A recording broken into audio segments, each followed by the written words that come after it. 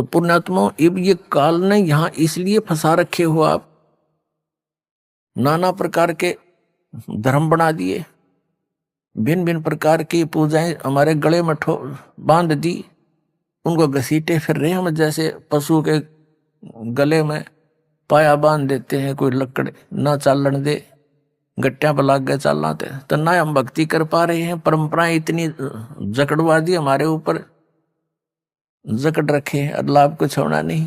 चलो हमने लाभ हो जा तो इन परंपराओं को भी हम स्वीकार कर लें, इन साधनाओं को भी हम कर लें, क्योंकि हमने तो भगवान चाहिए। वो कर करके थक लिए, आज तक इन ऋषि महर्षियों को भगवान नहीं पाया। कैसा है ये? निराकार बताते हैं, परमात्मा साकार है, निराकार है, सह शरीर है, उसका नाम कबीर है, सब सदग्रंथ प्रमाण करते हैं। और आंखों देखा वो महापुरुष प्रमाणित करते हैं, जिन्होंने भगवान को देखा, सतलोक देखा, वापस आए। इससे सिद्ध है कि आज तक उन महापुरुषों को छोड़कर जिनको परमात्मा स्वयं आकर मिले, सतलोक लेकर वापस छोड़ा, उसके अतिरिक्त विश्व के किसी व्यक्ति को, किसी भी साधु संत फकीर ऋषि महर्षि आचार्य शंकराचार्य को भगवान नहीं मिला। वो लोक वेद दंत कथा बना दी उन्होंने, अपना अनुभव की। और परमात्मा को कोई निराकार बताता है, कोई कहते हैं अवतार धारण करके आता वो साकार है, वैसे निराकार है। ये इनकी कोरी अज्ञान अनुभव है इनका, ये कोई सत्य के आसपास नहीं है। तो गरीबदास साहिब जी को जब सचखंड लेकर गए तो वहां क्या देखा कि परमात्मा अन्य रूप में, तेजों में, शरीर में, सिंहासन के ऊपर बैठे, सिर पे मुकुट है, ऊपर श्वेत छत्र है, बहुत बड़ा गुम्बज है, सुंदर तेज पुंज का बना हुआ। जैसे ये पिल्लर खड़े हैं, ये पिल्लर लोहे के हैं, वो तेज पुंज के एक ही तत्व से बनता है वहां सब कुछ। और बहुत तेजों में पृथ्वी है। सतलोक एक पृथ्वी है, जैसे पृथ्वी लोक है वो भी सतलोक है। और ये बताओ वहां नूर ही नूर है, प्रकाश ही प्रकाश है, चेतन ही चेतन है, वहां और कुछ है ही नहीं। वहां सब बाग बगीचे हैं, सफेद कलर के हैं, सुंदर लदपद मेवा से रहते हैं, फलों से लदपद रहते हैं, सदा बाहर हैं। दूधों के सरोवर, तालाब, दरिया, सागर भरे हुए हैं। वहां जल अमृत सरोवर भरे हुए हैं, वो कभी खराब नहीं होते। उसी का एक सैंपल यहाँ पर है, परमात्मा ने भेज रखा है। गंगा का जल जो है इस पृथ्वी पर है, गंगा जैसा जल नहीं। लेकिन ये आया कहां से है? जिसकी दिव्य दृष्टि ने काम किया, देखा कि शिव के लोक से गंगा आई। शिव के लोक में कहां से आई? विष्णु के लोक से आई। इससे आगे इनकी बुद्धि काम नहीं करती। विष्णु के लोक में कहां से आई? इस ज्योति निरंजन के पास एक ऐसा डैम है, बहुत बड़ा डैम है, जिसको जटा कुंडली डैम कहते हैं, सरोवर कहते हैं। और वहां कहां से आई? सतलोक से। सतलोक से गंगा का जो जल है, सतलोक का एक सैंपल है कि ऐसे पदार्थ हैं वहां कभी खराब नहीं होते। दूध भी ऐसा है, दही के भरे हुए वहां पर सब ऐसे सरोवर हैं, सब व्यवस्था उपलब्ध है वहां पर, तो वो खराब नहीं होते जैसे इस यहाँ के लोक में। और सब पदार्थ नाश हो जाते हैं, वो खराब हो जाते हैं। गंगा जल खराब नहीं होता। ये सतलोक से आया हुआ एक सैंपल है आपके लिए कि ऐसे पदार्थ हैं वहां पर जहां आपको वापस जाना है, जहां से आप आए हो। ये जो दास आपको बता रहा है, ये कोई लोक वेद नहीं, कोई डूम भाट के गीत नहीं, ये गॉड गिवन ज्ञान है। कबीर भगवान ने बताया है, वो स्वयं आकर ज्ञान दिया है। और आंखों देखा महापुरुषों ने देखकर फिर अपना बयान किया है सच्चाई को, वो ही आपके रूबरू दास कर रहा है। इसने कति ऐसा मान लेना, बिल्कुल फाइनल समझ लेना। इसमें अगरम मगरम की जगह में छोड़ रखना। जब आपके हृदय में ये बात दास की 100 सत्य हो जाएगी सिद्ध, फिर आपकी आत्मा यहां से कति हट जाएगी। और यहां से हटे बिना वहां जा नहीं सकते आप। दो नौकाओं पर पैर रखकर आदमी यात्रा नहीं कर सकता, बीच में पड़ा करे। तो जैसे जब तक आप यहाँ रहो, आराम से रहो अपने बच्चों में, भाइयों में, बहनों में, माता में, जो भी आपका परिवार है, रिश्तेदारी है, लेकिन भगत बना कर रखो उन सब ने। और वो भगत नहीं होंगे और आपकी आस्था रहेगी तो फिर आपको ये लटका लेंगे। तो बच्चों को भी नाम पर लगाओ, और फिर भी कोई नहीं मानता है, दुर्भाग्य है, तो डगमग ना होना। इस ज्ञान को आधार बना के आपको ये सोच लेना चाहिए कि आप तो यहाँ रहने ही नहीं हो, आपके बेटा है चाहे बेटी कितने अच्छे हैं, पोता है पोती है, दोते हैं दोती है, या कोई कार कोठी है, तो आप तो यहाँ रह ही नहीं सकते। ये आपके हैं कैसे? जब तक आप इनके साथ हो बिल्कुल प्यार से रखो। ये उस परम पिता के बालक हैं। जैसे एक नौकर रहता है, उसको ड्यूटी लगा दी जाती है धनी यानी मालिक के द्वारा कि मेरे बच्चों की देखभाल कर, और ये पैसा ले इनकी खर्चे का। तो उस नौकर को मालूम होता है उनकी कितनी केयर टेक रखता हो कि कहीं ये नाराज ना हो जाए, इनको कोई दुख ना हो जाए, शिकायत हो जाए, मालिक तेरी नौकरी से बर्खास्त ना कर दे। उसके अपने बच्चे ना होते हुए भी वो उसके हृदय से सेवा करता है उस समय। लेकिन जब उसको नौकरी से निकाल दिया जाता है और उसमें उनकी ममता नहीं होती, उसको पहले ही पता था कि ये तेरे नहीं, ये मालिक के बच्चे हैं। तो ये आपके या भूल, ये आपकी जो भूल कद मिटेगी वो तो समय आप बताएगा, लेकिन ये मिटानी पड़ेगी आपने। ये बच्चे आपके नहीं हैं, ये शरीर आपका नहीं है। कहते काया तेरी है नहीं, ये माया कहां से हो? और हम यहाँ अपना जीवन नाश करते हैं, चोरी करके, डाके मार के, रिश्वत ले करके। आप देखते हो मंत्री लोगों का भी इतिहास सुनते हो, और जजों के बारे में भी सुनते हो, आईएएस आईपीएस के बारे में, और बहुत से इंजीनियरों के बारे में, डॉक्टरों के बारे में रिश्वत लेते हैं। धिक्कार है उनके जीवन को, उनको ज्ञान नहीं है, इसलिए विष खा रहे हैं। जब ये ज्ञान होगा जहर दिखाई देगा आपको। परमात्मा ने बताया कि तुमने उस दरगाह का मैल नहीं देखा और धर्मराज के तिल तिल का लेखा। तुमने वो स्थान देखा को ना जहां काउंट होता है, वहां छुपा नहीं सकते, वहां गवाह की आवश्यकता नहीं है। आप जो भी कर्म करते हो, आपके अंतःकरण में वो फिल्म की तरह गुप्त चित्र अंदर अंकित होते हैं, और इसकी एक कॉपी धर्मराज के दरबार में ऑटोमेटिक डेली चली जाती है। जब आप वहां जाओगे, आपका वो आपकी आरडिक्स वहां तैयार पाओगी, और ला के कंप्यूटर में और आपको खड़ा कर देंगे सामने, अब देख तेरे कुक्रम और सुक्रम। वहां पूछने की, वहां ना करने की आवश्यकता कोई नहीं। इसने झूठ बोलने का समय ना मिल रहा है, अगमन ऐसा ना करे, वो तो करता दिखा है। फिल्म में जो आदमी कर रहा है सारे काम, वो कैसे कहेगा हमने ना करे? नीची गर्दन कर लेता है। कहते तुमने उस दरगाह का मैल नहीं देखा और धर्मराज के तिल तिल का लेखा, एक एक तिल का।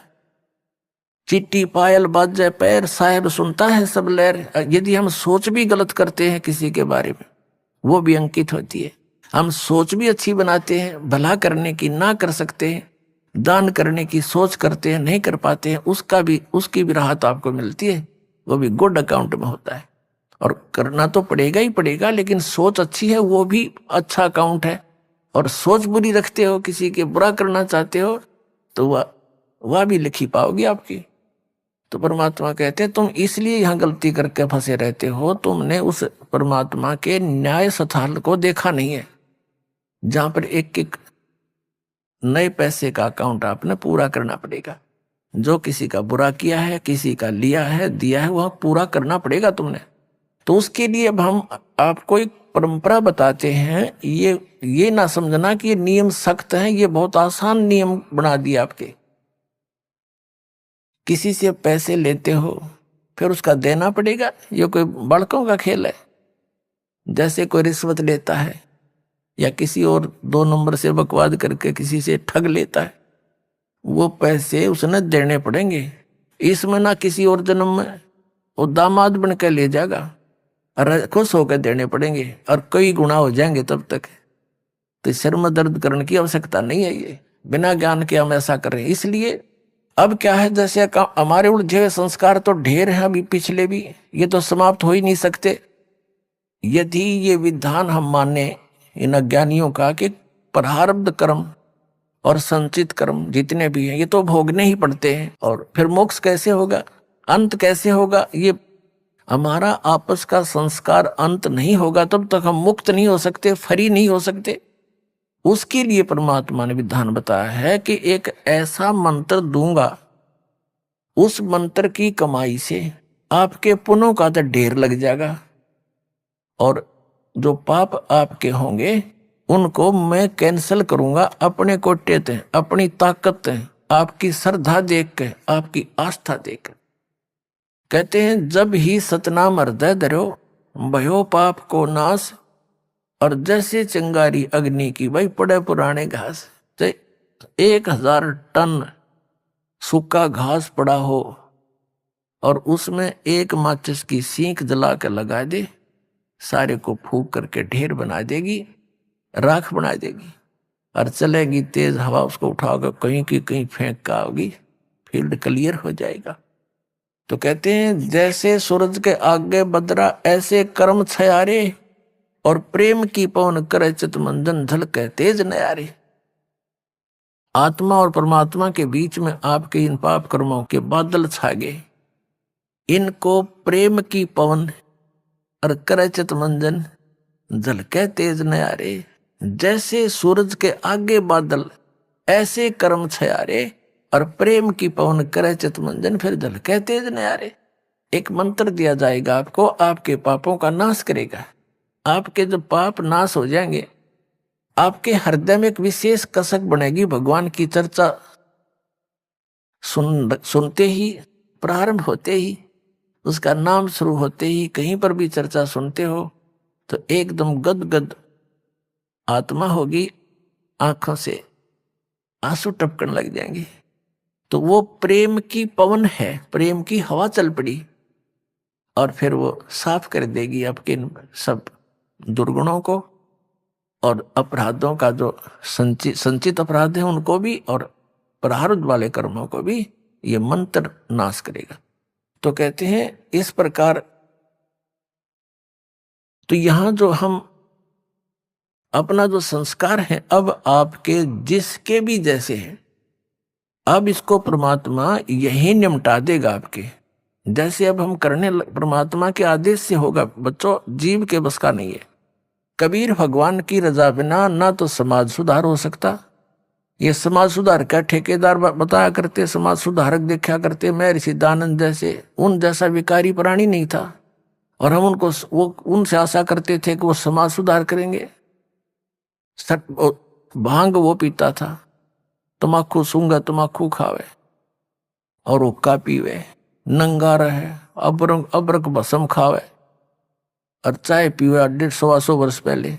तो कहने का भाव ये है, किसी जीव का दोष नहीं, यू काल किसी के पंजे नहीं टेकने देता। ऋषि में ऋषि फेल कर दिए, विश्वामित्र जैसे घर छोड़कर, राजा था विश्वामित्र, राज त्याग कर जंगल में जा बैठा, घोर तपस्या करने, रास्ता था नहीं इनके पास, परमात्मा का साथ नहीं, काल इसके इनके इर्द गिर्द रहता है, इनकी बकवाद को तुरंत खराब करने के लिए साधना कर रहा था। ऊपर तो एक उर्वशी भेज दी औरत खूबसूरत, वह वहां इधर उधर बैठ कर लगी अदाएं करने। विश्वामित्र छोड़ दिया सारा, भक्ति भक्ति उसका पीछे हो लिया। एक लड़की को जन्म देकर पटक कर उसके बारने आ गए। 6 महीने की होली जब पकड़ रही सी तेरे लड़की को, और अब तेरा और मेरा इतना मतीस से काम आई थी बता। मन के मारे बन गए बन तज मस्ती माँ, कह कबीर के करूं यो मन, तब मन बान माने ना। जंगल में टिंडे लेने गया था घर छोड़ कर, और यो काम करना था। अकल है तो यू काल ना टिकने देता। ये जीव के बस की बात नहीं, ये तो परमात्मा साथ रहेगा, काल को दूर रखेगा, दुर्बुद्धि से बचाएगा।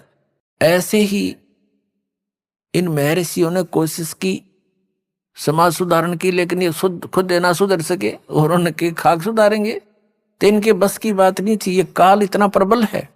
ये तो कहते हैं काल डरे करतार से, जय जय जय जगदीश से, ये जोरा जोड़ी जाड़ता पगरज डार सी से। कहते हैं काल डरे करतार से, और जय जय जय जगदीश से, और जोरा यानी मौत परमात्मा के जूते साफ करती है, और पगरज डारे शीश, कबीर परमात्मा के आगे कहते हैं ये मौत और ये काल है, उसके आगे करबद्ध हाथ जोड़कर खड़ा रहता है। तो क्या बताते हैं, तो ये काल जो है सबको ऐसे तंग करता है। ये कोई समाज सुधार, देखो महापुरुषों ने कोशिश की, जैसे आदरणीय नानक साहिब जी को परमात्मा मिले थे और उन्होंने प्रतिबंध लगा दिया था कि मांस शराब तमाकू छूना भी नहीं है। एक सवत समाज बना, कुछ दिन चला, उसके बाद फिर विकार आ गए। अब जो समाज तैयार होगा इसमें हजारों वर्षों तक विकार नहीं समाओगे। अब ऐसा समाज तैयार करेंगे हम।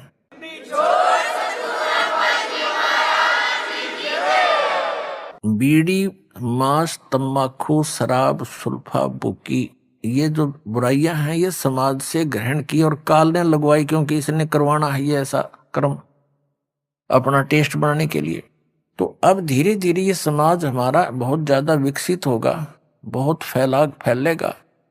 और जब अच्छे समाज की अधिकता होगी, 90% लोग तो देखम देखा अच्छाई में लग जाते हैं और 90% बुराई भी देखा देखी किया करते हैं। जैसे हमने देखा, जो बच्चे हमारे साथ पढ़ा करते थे उन्होंने उस समय वो कोई भी बीड़ी शराब मांस तम्बाकू टच नहीं करते थे। जब उनको नौकरी मिल गई, वहां देखा लंबी सिगरेट लाकर और नो करें, वो भी देखम देखा लागे करने, तो वो बुराई शराब भी शुरू कर दी और वो सिगरेट बीड़ी भी शुरू कर दी। वो बुराई देखा देखी सीखी, उनकी कोई ट्रेनिंग थोड़ी है। तो ऐसे ही हम देखा देखी बुराई पर जो लगे थे अब उसको छोड़ेंगे और इस ज्ञान के आधार से इतना दृढ़ हो जाएंगे, हमने विष दिखाई देगा रिश्वत लेना या दहेज लेना और देना। अब ये दहेज क्या है, अपनी बेटी पर भार लादना है और जो लेने वाला है वो अपने सिर पे वजन रखेगा। तो परमात्मा क्या करेगा कि आपके ये संस्कारों को निमटाएगा। जैसे अब प्रारंभ कर दिया है परमात्मा की दया से, बुद्धिमान पुण्यात्माएं हैं, भगत हैं, वो समझने भी लगे दास के इस उद्देश्य को। तो वो क्या करते हैं, सिंपल वे से अपने बेटा और बेटियों को लाते हैं और सिंपल एक रामायणी परमात्मा की महिमा का गुणगान करते हैं, बच्चों को बैठा करके। उस परम पिता के मुख से बोली वाणी है ये, और इससे बच्चों के संस्कार जुड़ते हैं। तो ना कोई लेना है ना देना है, बच्चों का ब्याह, लड़के का लड़की से विवाह नाता जोड़ना है वचन से, माया से नहीं। पहले माया कहाँ थी, जब ब्रह्मा विष्णु महेश का ब्याह हुआ, जब कौन से राजा ने सिक्के छाप रखे थे और किसने नोट बना रखे थे। तो हमारी अकल काम ना करती, हम वर्तमान की परंपरा में इतने गर्क हो, इतने धस जाते हैं कि हमारी बुद्धि काम ना करती। इस माया से ब्याह होगा, ये तो हम दोषी बना रहे हैं एक दूसरे को, कर्जवान बना रहे हैं बच्चों को। तो फिर ये जो संस्कार आपके आपस के थे परमात्मा खत्म कर देगा, यही फिनिश कर देगा, आपके आगे नहीं बढ़ने देगा। आगे बढ़ाओगे तो फिर सारे नियम तोड़ के बढ़ाओगे, फिर आपकी भक्ति भी जाएगी, संस्कार फिर नए सिरे से शुरू हो जाएंगे, यही धक्के खाओगे, भटकते रहोगे। अब ये समय है यहां से निकलने का। तो जो दास आपको बता रहा था, गरीबदास साहिब जी की आत्मा को लेकर सचखंड में गए, वहां जाकर क्या देखा कि अन्य रूप में परमात्मा एक सिंहासन के ऊपर बैठे हैं और सुंदर शरीर है, एक रोमकूप में करोड़ सूर्य करोड़ चंद्रमा मिला दे इतनी रोशनी है परमात्मा की, मनुष्य दृश्य है, निराकार है। अब प्रसंग यहां से चला था कि ये राधा स्वामी पंथ, जय गुरुदेव पंथ, सच्चा सौदा सिरसा वाले का पंथ, या और भी किससे तो बात कर लो, सब ये कहते हैं परमात्मा निराकार है। चाहे कोई राम कृष्ण का पुजारी है और विष्णु जी की मूर्ति रखे, हम भी ऐसे ही करते थे। फिर पूछते थे कि भी भगवान कैसा है, कि परमात्मा तो निराकार है, वो तो दिखाई थोड़ा देता है, उसका तो प्रकाश प्रकाश दिखता है। फिर श्री विष्णु जी की मूर्ति किस लिए रखी, जब भगवान निराकार है तो विष्णु जी क्या है। तो हमारा ज्ञान कोई आधारित नहीं था, हमारा जो ज्ञान है ये विचलित था, निराधार था।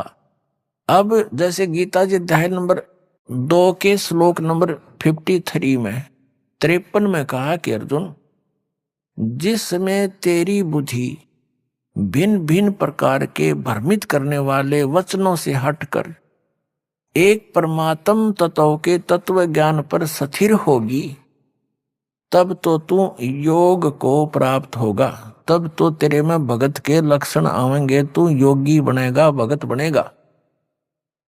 तो दास आपको ये भिन्न भिन्न प्रकार के भ्रमित करने वाले वचनों से हटाकर और उस एक तत्व ज्ञान पर स्थिर करना चाहता है, उसके लिए आप जी को सभी धर्मों के धर्म ग्रंथ आपके रूबरू करता है ये दास। और जो उस धर्म के धर्मी वर्तमान के जो प्रवक्ता है, वचन करता है, या अब से कुछ 100-200 वर्ष पहले तक के आ रहे हैं, जो अपना अनुभव बना करके, जो उन्होंने सारे जीवन में जैसा भगवान को जाना, सदग्रंथों को जाना, अपना अनुभव वो अलग से बनाकर चले गए पुस्तक, और उनके अनुयायी उनके द्वारा अनुभव की पुस्तक को ये मानकर ग्रहण किए हुए हैं कि ये सदग्रंथों से मेल खाती है, क्योंकि उन पुस्तकों में उन्हीं महापुरुषों और सदग्रंथों के नाम लिखे हैं कि उन्हीं से भी हमने ये जाना और स्वयं अनुभव भी ऐसा किया। तो दास ने उन सभी के अनुभव की पुस्तकें, उनके अनुभव के प्रवचन, जैसा कि टीवी आदि के माध्यम से, सीडी के माध्यम से, मीडिया के माध्यम से उन्होंने अपना जो प्रवचन कर रखे हैं, ज्ञान जनता में बांट रखा है, वो सारा आपके रूबरू कर दिया कि ये तो ये बतावे हैं। और दास ने ऐसा अनुभव किया है, और जो वेदों से मेल खाता है, और सभी महापुरुषों को जिनको परमात्मा मिले उन्होंने जो बताया वो भी दास का मेल खाता है, इनका नहीं खाता। तो इससे उनको रिजेक्ट कर दो, तो उस गलत अनुभव को, गलत ज्ञान को, शास्त्र विरुद्ध ज्ञान को त्याग के और शास्त्र विरुद्ध साधना को त्याग कर शास्त्र अनुकूल साधना ग्रहण करो। ये सारा कुछ प्रयत्न करके दास का निष्कर्ष यही निकालता है दास कि आप उन सभी को त्याग कर, जो आपकी दिशा ठीक नहीं थी, वो शास्त्र ठीक नहीं थे, उनके अनुभव ठीक नहीं थे, वो संत अनुभवहीन थे, उनको परमात्मा प्राप्ति हुई नहीं, जिनको तुम परम धनी मानकर, महर्षि मानकर, आचार्य मानकर चिपके हुए हो, शंकराचार्य मानकर उनके चिपके हुए हो, उनके पास यथार्थ आध्यात्मिक मार्ग नहीं है, आपका जीवन नाश हो रहा है। और ये प्रमाण प्रूफ देख लो। और इतना कुछ देख कर भी जो नहीं मानता है, उसके लिए परमात्मा कहते हैं वो चातुर प्राणी तो चोर हैं, जो अटपट करके दुनिया ने पीछे लगाए बैठे हैं। कहते हैं चातुर प्राणी चोर हैं, ये मूड मुग्ध हैं, ठोठ, इतना ज्ञान देखकर, प्रमाण देखकर भी उनके चिपके बैठे हैं, वो हैं मूड ठोठ, बिना अकल के, और वो संतों के नहीं काम के, उनको दो गलजोट। तो परमात्मा कहते हैं कि वो फिर हमारे काम के भी कोई नहीं, वो वहीं मरे रहो, फिर और क्या इलाज है उनका। इतने प्रमाण देखकर और फिर विष खाने की तैयारी में, तो या तो वो नशे में है या कति मूढ़मती। फिर क्या बताते हैं कि जानबूझ साची तुझे। एक भक्त ने अपने गुरु को कहा कि गुरुदेव आप संत हैं, और संत वही हो जो सच्ची बोले। पहले तो उसने उसको तैयार किया नो विवश करने को कि ये कदे अटपट ना कर जा।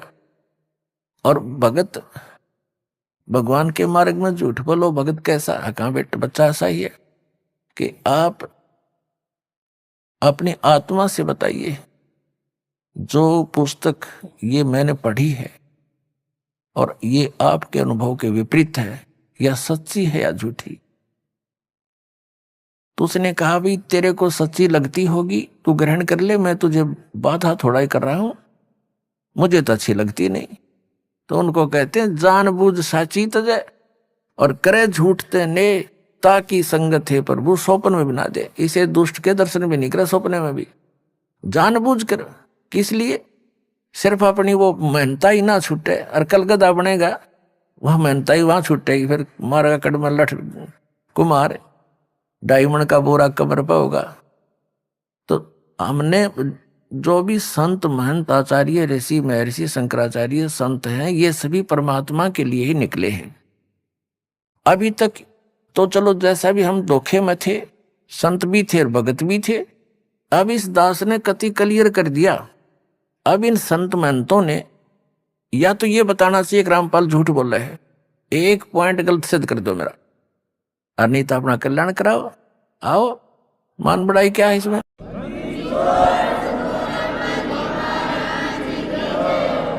अब जैसे एक डॉक्टर है और डॉक्टर के पास औषधि की खोज होगी, आपका वो रोग है, उसमें मान बढ़ाई की है। डॉक्टर का काम तो दवाई देना, मरीज का काम लेना और खाना, उसमें के कौन बड़ा और कौन छोटा।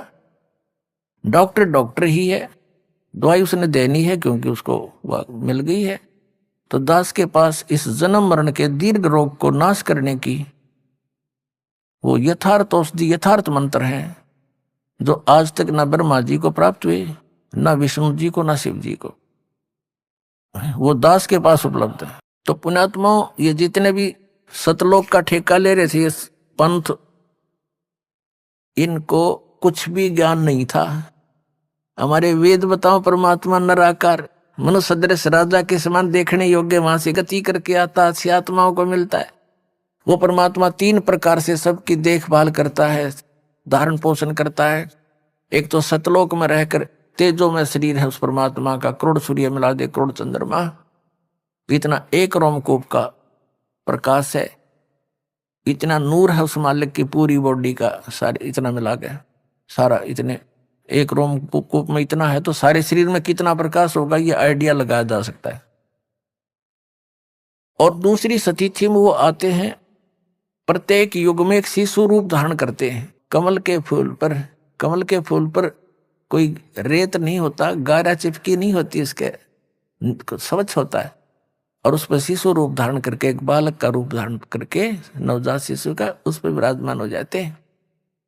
जल के अंदर कमल के फूल होते हैं, तो नारायण जल के ऊपर आके निवास करने के कारण परमात्मा को नारायण कहने लगे। ये नारायण की जो परिभाषा है, ये उपमा कबीर परमेश्वर सत्य पुरुष के ऊपर है, लेकिन हम अन्य को भी फिर नारायण कहने लगे। जैसे भगवान विष्णु शेष नाग पर लेट गए समुद्र में, तो उसको नारायण कहने लगे। ये भी नारायण है, लेकिन रियल नारायण कोई वो कबीर साहब हैं। जैसे एक डिप्टी कमिश्नर भी साहब कहलाता है, एक कमिश्नर भी साहब कहलाता है, मंत्री को भी साहब कहते हैं, और मुख्यमंत्री भी साहब कहलाता है, प्रधानमंत्री भी साहब है, राष्ट्रपति भी साहब है। तो कहने का भाव ये है कि साहब तो सारे हैं, परंतु इन साहब मंत्र बहुत है, और वास्तव में साहब तो हमारे राष्ट्रपति और उसके बाद प्रधानमंत्री ही साहब असलियत है, तो बाकी उनके अनुचर हैं, उनके सहयोगी हैं, ये समझ लो। तो वास्तव में एक ही है नारायण, तो कबीर भगवान सतपुरुष। तो ये दूसरी प्रकार की जो सतिथि परमात्मा शरीर की धारण करते हैं, नवजात शिशु रूप धारण करते हैं, और कमल के फूल पर विराजमान होते हैं। कमल का फूल सरोवर में होता है, वहां से निसंतान दंपति उठा लाते हैं।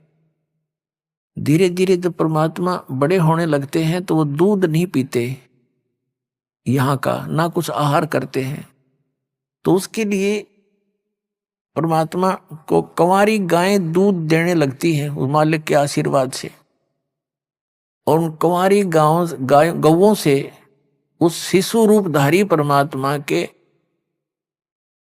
बचपन की परवरिश की लीला उन कंवारी गायों के दूध से होती है।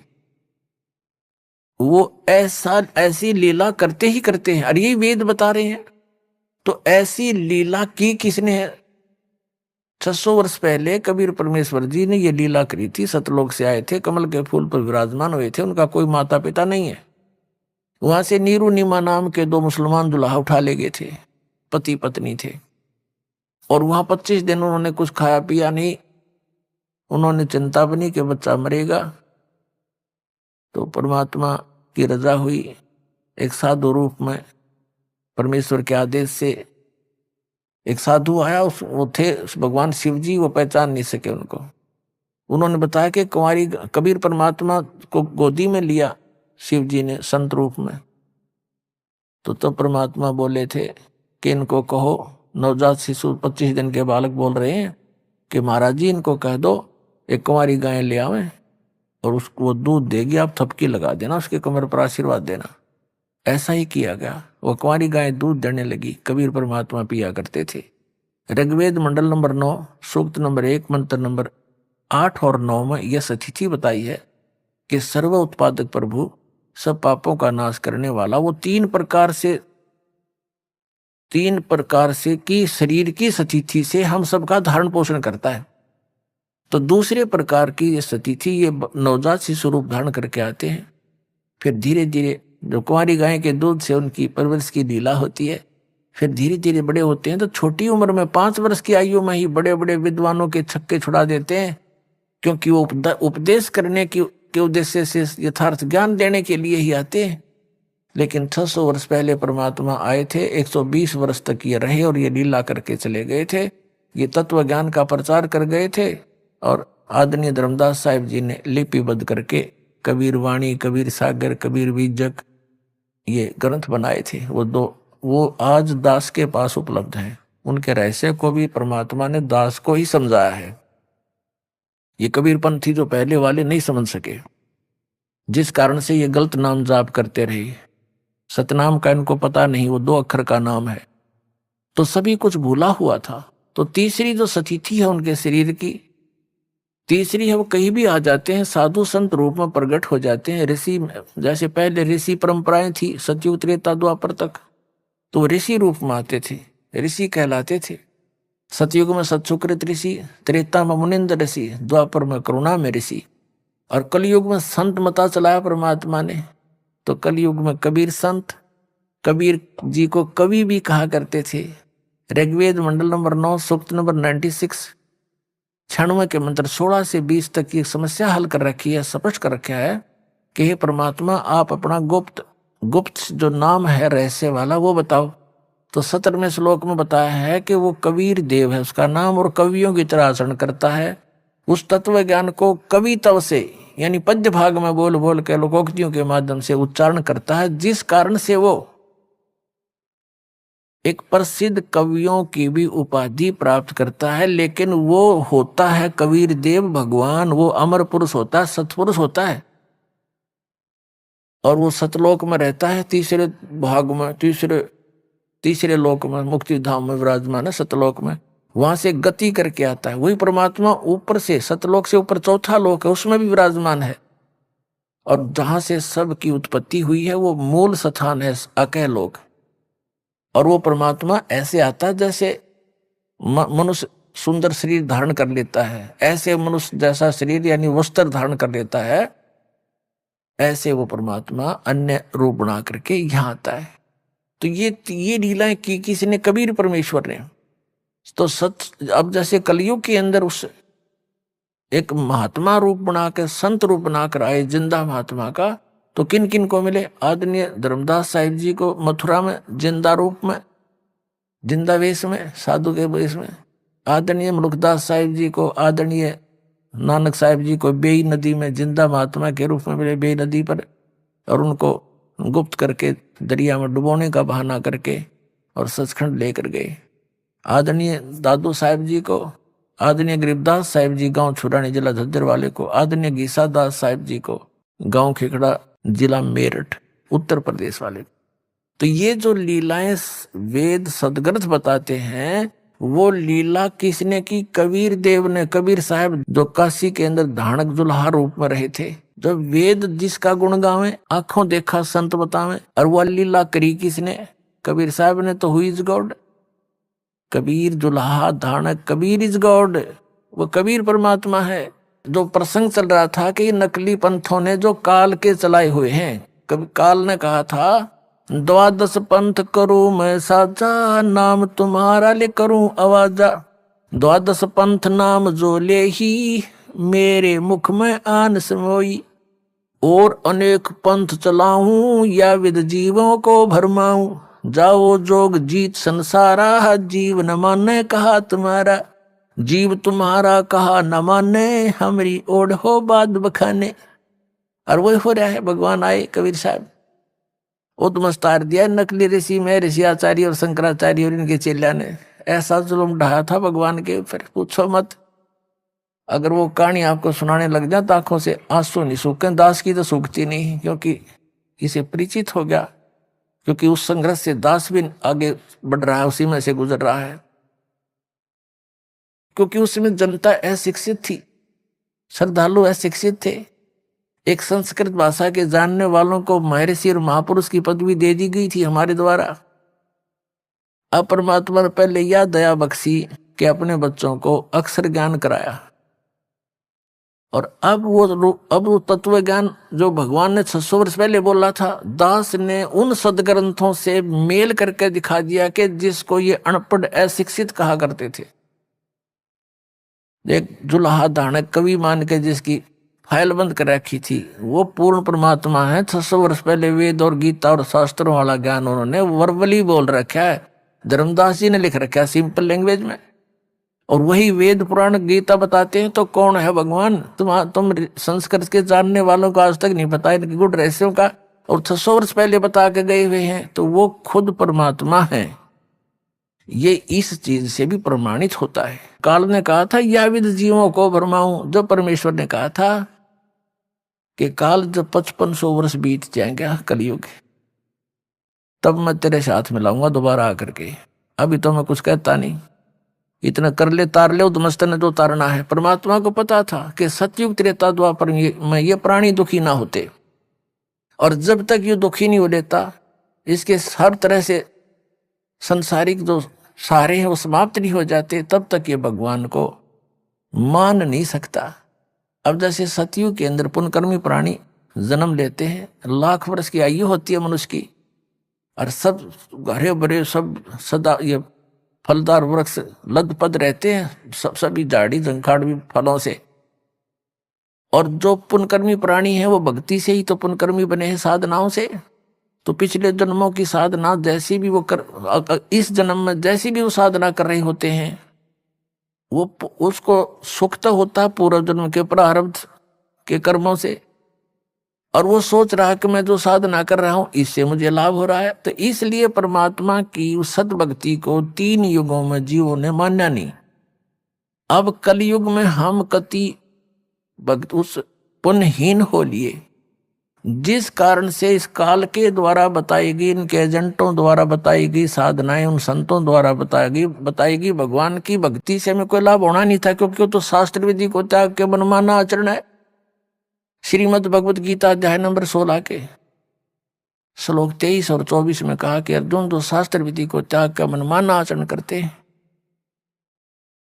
उनको ना तो कोई सुख होता, ना उनकी गति होती है, और ना कोई सिद्धि प्राप्त होती है, यूजलेस। तो जिस कारण से उनके द्वारा बताई गई साधनाओं को करते करते भी बुरा हाल है इन प्राणियों का, तो फिर इन्होंने धनी बनने के लिए तो रिश्वत, मिलावट, चोरी ये अपना लिए, और टेंशन बुलाने के लिए गुट्टी सूटी लानी शुरू कर दी। ये कोई तरीका है? अब जो भगवान से हम इच्छा करते हैं भगवान हमें सब कुछ दे सकता है, तो वो देने वाला भगवान का ज्ञान नहीं कौन सा परमात्मा जो सब कुछ दे सकता है और सब दुखों का निवारण भी कर सकता है, उसकी तो हमारे को झलक भी नहीं लागने दी न ज्ञानियों ने। तो उसने स्वयं आकर ही अपनी जानकारी देनी पड़ती है। आप पे आरती, आप पे साजय, आप पे किंगर, आप पे बाजय, आप पे ताल झांझ जनकारा, आपने से आप देखने आ रहा है। कह कबीर ऐसी आरती गाऊं, आप मध्य आप सुनाऊं। तो उस परमेश्वर ने आकर के स्वयं जानकारी दी, आपको शिक्षित किया। पुण्यात्माओं, इस शिक्षा ने आपको दूना डबोया है, आपको इतना कंडम कर दिया। थोड़ी सी भक्ति पा, थोड़ी सी शिक्षा पाके कोई अफसर बन गया, उसमें अभिमान का अंत नहीं। मंत्री बन जाए, एमएलए बन जाए, पूछो ना के बन गया, और मुख्यमंत्री बन गया, या कोई अन्य शिक्षा ग्रहण करके अप टू डेट बन के और पता नहीं क्या बन जाता है। तो ये अभिमान आ गया हमारे अंदर, श्रद्धा खत्म होगी, आतिथ्य गया हमारे से, यानी हम चतुर बन गए, कपटी बन गए, माया माया जोड़न में दिन रात स्कीम बनाए जाए। तो इस मालिक को पता था ये विष है इनके लिए, ये शिक्षा। 3 युग में कोई शिक्षा, यानी जो शिक्षा अब हमने प्राप्त की है, इसका दुरुपयोग किया है। डॉक्टर किस लिए बनता बच्चा? कि घना धन कमाऊं, इंजीनियरिंग किस लिए करता है? कोठी गाड़ू बनते ही नो कर दूं। IAS IPS किस लिए बनते हैं? कि पैसे इकट्ठे करूं, बड़ा कोठी बनाऊं। तो हम पहले ही घुटी वो पी कर चलते हैं और फिर वही काम करते हैं, और वो जोड़ जाड़ का एक मिनट में मृत्यु हो जाती है किसी एक्सीडेंट में, कोई रोग से। वो सारा छल लिया ना, जो पुण्य था वो परिवर्तित दूसरे ढंग में बदल दिया, कोठी और इन बैंक बैलेंस में खत्म करवा दिया, और आप खाली करके भेज दिया, लाद कर ढेर सारे पापों से काल। तो इस शिक्षा ने हमें कति कंडेम कर दिया। आपसी भाईचारा रहा नहीं, माँ बाप की कदर रही नहीं, भाई बहन का प्यार रहा नहीं, मुकदमेबाजी रोज करें एक माया के पीछे। तो मालिक नहीं चाहा था इनके ये विष इन तक आने दूं, लेकिन यह मजबूरी थी। इसके बिना परमात्मा ने पता था इस रोग का तो नाश कर देंगे जो बुराई में आएगी इस शिक्षा से। एक बार ये भगवान को पहचान ले, फिर तो परमात्मा के पास ऐसा साबुन है, डिटर्जेंट 1 मिनट में धो देगा सारे ने, मैल भी साफ, ज्ञान भी हट जाएगा, बुराई भी छूट जाएंगी।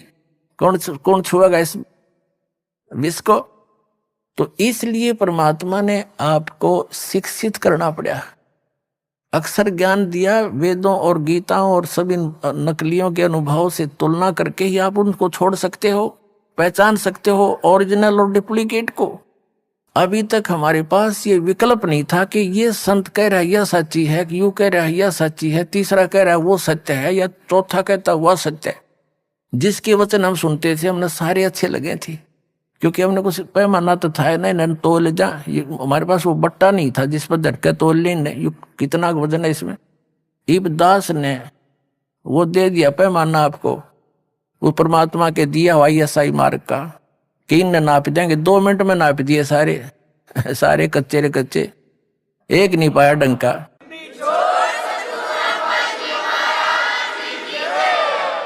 तो विश्व के वर्तमान के कोई भी संत शास्त्र अनुकूल साधक नहीं है, ना उनके अनुयायी है। तो दास की प्रार्थना यही है कि वो संत भी इस बात पे विचार करें, इसको मान बढ़ाई ना अड़ावें, अपना जीवन नाश ना करें। और ये तो इस मार्ग ने तो वो रोक के नहीं सकते, या तो भूल जाना। और जनता ने सबने आना पड़ेगा, 2 दिन पाछाओंगे वो पछताएंगे, और उन नकलियों को धक्काने भी गए कि उन्हें साची समझ कर भी ना मानने दिया हमारे को। अपने आत्माओं जो टीवी चैनलों पर चल रहा है परमात्मा का ज्ञान, ये कोई हम कोण में बैठ के गीत नहीं गा रहे, विश्व स्तर के चैनल हैं। और एक चैनल पर कहीं पर भी कोई छोटी सी कोई सूचना आ जाती है तो पूरे विश्व में फैल जाती है। और इसने 3-4 वर्ष हो गए परमात्मा के ज्ञान को चलते को, और कोई बोल के दिखाओ ज्ञान में, वो बकवाद तो करो कैसी, पर ज्ञान को कंडम करके दिखा दो, एक भी पॉइंट परमात्मा के जो दास ने ज्ञान बताया।